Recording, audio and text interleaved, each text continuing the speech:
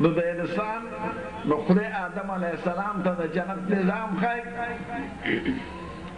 او بیبي ته د ښځو نظام ښایي چې دا درشل لوښي لرګي د خاوند خدمت میز دا به څنګه برابره نو د ښځو ټولې خبرې خدای حوا بیبي ته وښودلې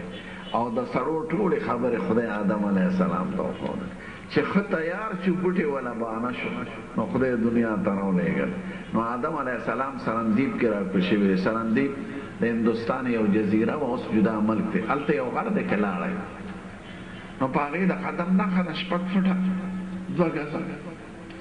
نو یهودیان عیسایان مسلمانان خیجي وایي دا زمونږ د نیکه آدم علیه السلام قدم دی ځکه دا دوی مني آدم علیه السلام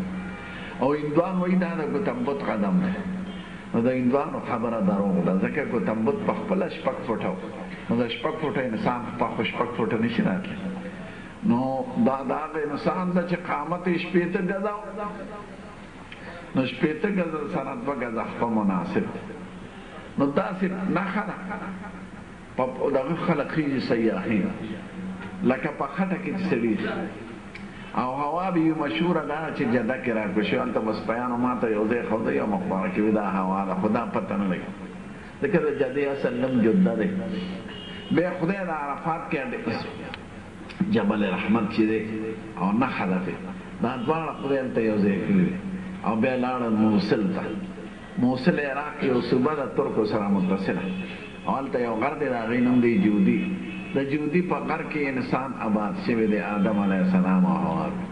6.5 کاله جنت کې تیر کړي خو او د خاوند او د ښځې په حیثیت ټول رسم افغاني به یې ادا کوه خو اولاد هلته نه کېږي او دنیا ته چې راغلل اولاد یې شروع شو بیا 80 کم زر کړل لکه آدم علیه السلام وفات شو نو که آدم علیه السلام واده نه وي کړی موږ به کوم دی بیا ابراهیم علیه السلام واده خدای ذکر کړي 2 ودونه لومبی واده سارا نوم او د تره لوری وه او بابل کې بابل بغداد سره داسې یو طرف کې زوړ ښار دی آبادي اوس هم شته نښې هلته یې نمرود سره مقابله راغله او بیا ترې تللی بیا شام ته لاړ شام او د بغداد منځ کې یو دریاب دی فرات ورته وایي نو آخري ښار دی حلب زه هلته تللی حلب کې یو قلعه ده غټه او قلعه کې دننه د کور یو نشانات دي نو هلته علما وایي دا د ابراهیم علیه السلام کور دا بیبي ورسره بیا راغی دمشق ته دمشق بنیاد ابراهیم علیه السلام یې ابراهیم علیه السلام زمونږ د پیغمبر نه 2.5 زره کاله مخکې تېر شوی او زمونږ د پیغمبر 1.5 زره کاله پوره کېدونکي دي نو 4 زره کاله مخکې دمشق بنیاد یې تېری شو په اسلامي دنیا کې د ټولو نه زوړ ښار دمشق دی کابل د اسلام نه مخکې جوړ دی خو کابل د بت نوم دی او دمشق دا د ابراهیم علیه السلام د یو زوی نوم دی په هغه زوی په نوم باندې مشهور شو او نوی ښار اسلام آباد دی په اسلامي دنیا کې نو دمشق نه راغی فلسطین ته فلسطین کې یو کلی دی زه ورغلی د هغې نوم دی الخلیل او یهودیان ورته حبرون وایي هلته اوسېده بیا دا بیبي او خاوند د تبلیغ په سلسله کې مصر طرف ته تلل نو نه سویس نو پخوا او واړه واړه کلي بادشاه به دا ښځه او خاوند یو کلي باندې ورتلل هغه ظالم دا کلي مشر چې بادشاه هغه څوکیداران مقرر کړي چې چا سره خشته ښځه یې ماله تېراولی لکه د دیر نواب سرکوزي مردار نوابي خدای کوي نوابان د بلوچستان د دیر دا د جهان مردار قومونو نو چې دوی ولیدل هر پیغمبر ښکلي ګورئ او بیبي ښکلي الطیبات للطیبین والطیبون للطیبات اولئک مبرؤون مما یقولون لهم مغفرة ورزق کریم اسپیان ورته ودرېږه موږ خپل مشر ته وایو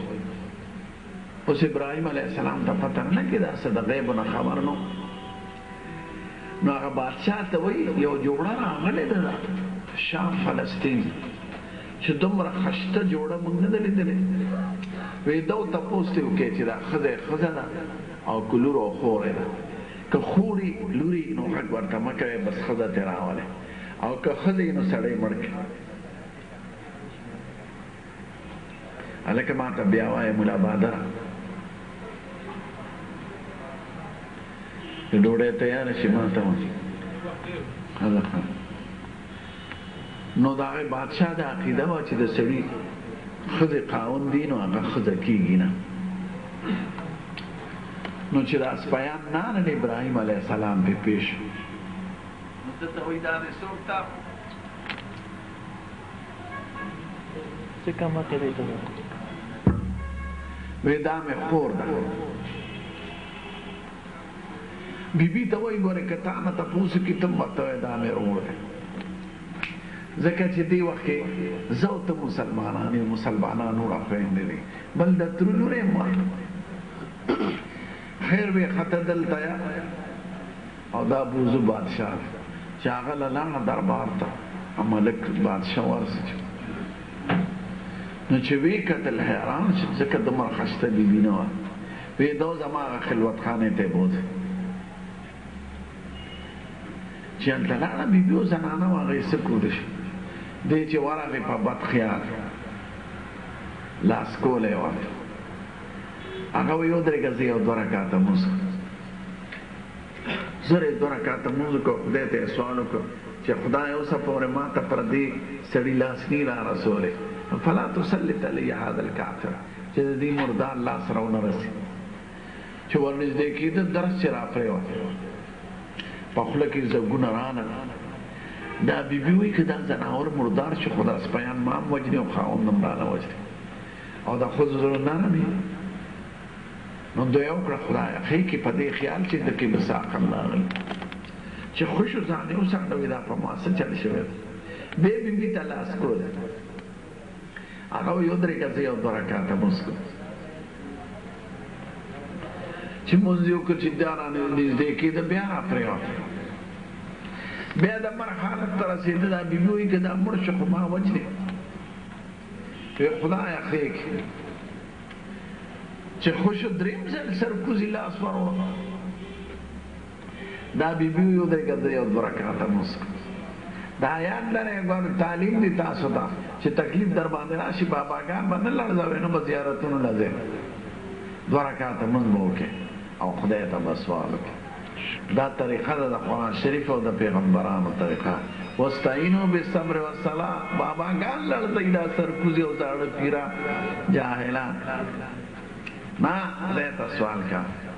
د خیر و شر مالک خدای دی نو د پخوانه دا طریقه را روانه ده چې بیبي مونځ